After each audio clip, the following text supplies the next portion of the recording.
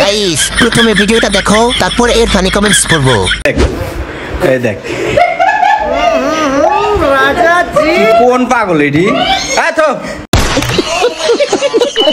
আমার দাদার উত্তর বিল 1 বিঘা জমির কথা মনে পড়ে গেল, ঠিক এরকম দেখতে চওড়া। 100 সেলের মালের শক্তি আছে আমাদের এই আপার পাশায়। মা তারের কামড় উঠছে। আবাসিক হোটেলে গেলে ভালো টাকা কামানো যাবে। আমার মনে হয় এর জামাই হিজলা। ঠিক বলেছো। বাংলাদেশে প্রত্যেকটা নারী পুরুষ শিশু বাচ্চারা আমাকে চেনে, কারণ আমি আজকে আকাশ ছুঁয়ে ফেলেছি। আমার প্রতিবাদ আকাশ ছোঁয়া প্রতিবাদ, আর আকাশ ছোঁয়া প্রতিবাদকে মানুষ থামাইতে চায় যে কোনো বিনিময়ে। আমার একটাই কথা, রাজকে পাওয়ার জন্য আমি যে কতটা হিংস্র হতে পারি রাজের দুলাভাই সঞ্জিত স্যার জানে না।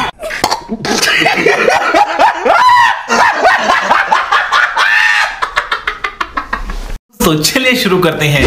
বিড়ি কিনতে যাচ্ছিলাম, ভিডিওটা দেখার পর এখন গালা কিনতে যাচ্ছি। দোহাই লাগি রাজ, তুই কই আসো? তোরে আয়া নিয়া যা, আমাকে একটু শান্তি দে। ঠিক বলেছো। রাজ ভাই তুই ফিরত আয়, অন্যায় করছিস তুই আর সাদা পাইতেছে আমরা।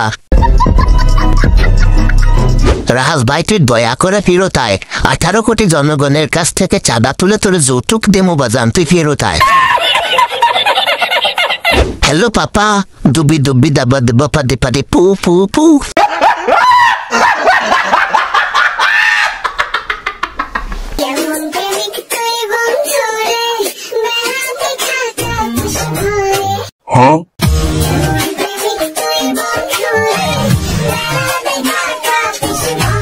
কন্ট্রোল।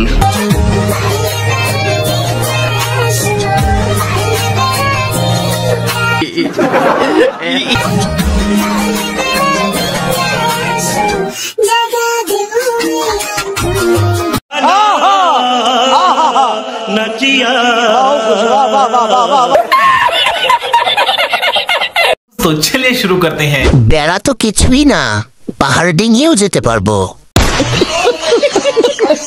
জায়গা তো অনেক বড়। এত বড় বেড়া ডিঙানো সহজ হবে না, এর জন্য মই লাগবে। ঠিক বলেছো। এত বড় বেড়া ডিঙাবে কেমনে?